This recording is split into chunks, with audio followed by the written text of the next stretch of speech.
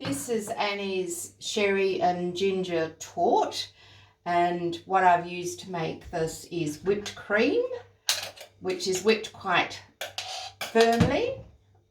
I use ginger nuts, I use strawberries and chocolate and sherry. And what happens is that I dip each ginger nut in the sherry, and then you form layers on your plate, as so, with the ginger nuts and the whipped cream.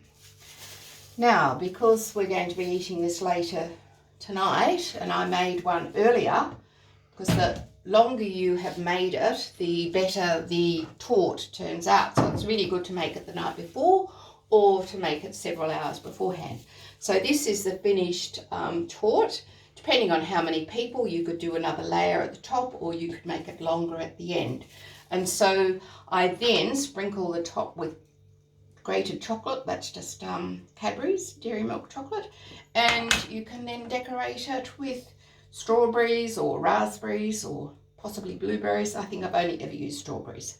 So that's my ginger and sherry torte, which we are going to enjoy later tonight.